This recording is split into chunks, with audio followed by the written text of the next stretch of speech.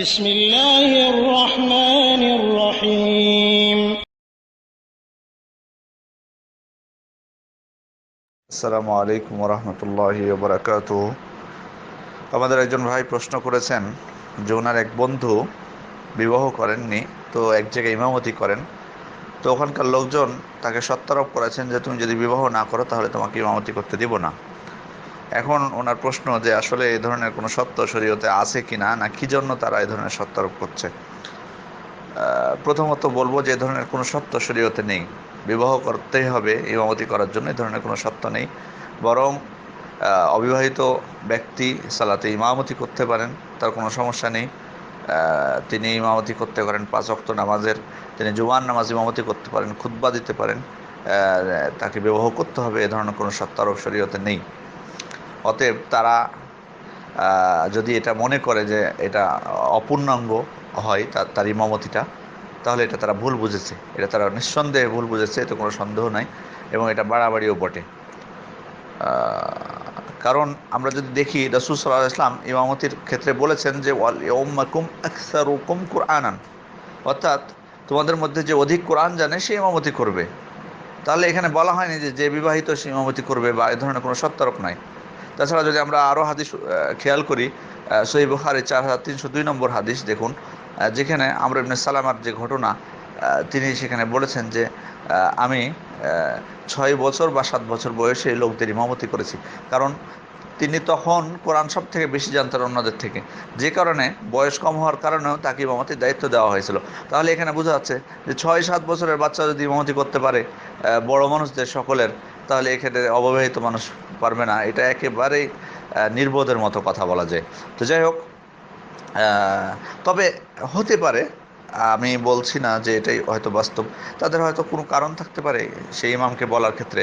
অনেক সময় হয়তো শরীয়তের দৃষ্টিকোণ থেকে না, হয়তো তারা এমনও হতে পারে যে তার হয়তো কোনো চরিত্রের কোনো, আমি আপনার বন্ধুর ক্ষেত্রে বলছি না, এটা অনেক জায়গায় হয়ে থাকে এটা।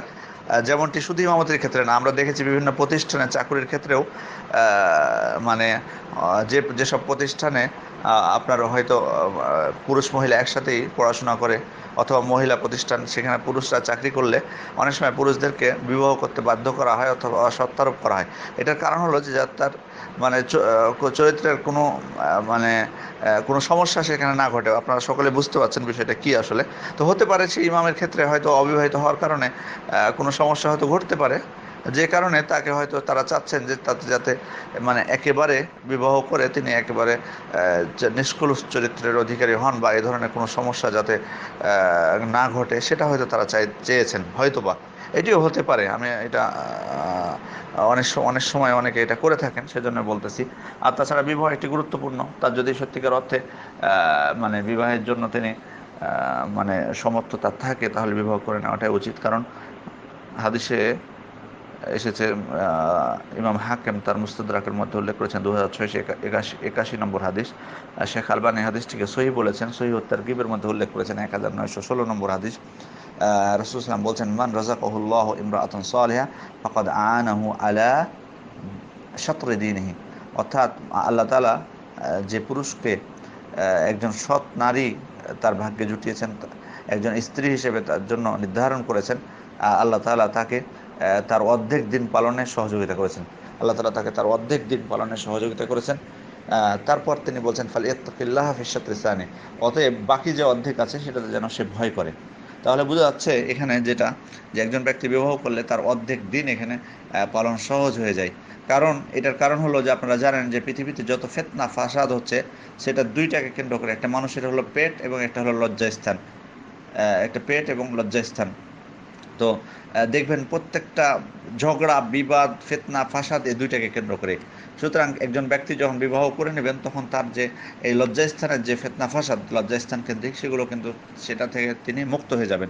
বাকি থাকে পেট। আর এই অর্ধেকেই রাসূলুল্লাহ সাল্লাল্লাহু আলাইহি ওয়াসাল্লাম আল্লাহকে ভয় করতে বলেছেন। এটাই হচ্ছে মূলত কারণ। অতএব হতে পারে যে এই দৃষ্টিকোণ থেকেও তাদের হয়তো এরকম দৃষ্টিকোণ হতে পারে যে তার বিবাহ করে নেওয়া উচিত, যাতে এমন কোনো ঘটনা না ঘটিয়ে ফেলেন। হয়তো মানুষ তো বা হয়তো তাকেও তো শয়তান প্ররোচিত করতে পারে, এজন্যই হয়তো তারা হয়তো বলে বলে সত্যারোপ করেছেন, এমন হতে পারে।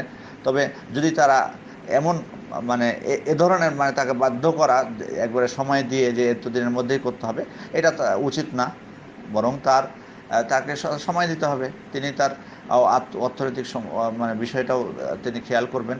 প্লাস তাকে সৎ মহিলা বাছাইয়ের ক্ষেত্রে তার সময় তাকে নিতে হবে। সেজন্য তাদের উচিত তাকে সময় দেওয়া, একেবারে সংকীর্ণতার মধ্যে না ফেলে সময় দেওয়া।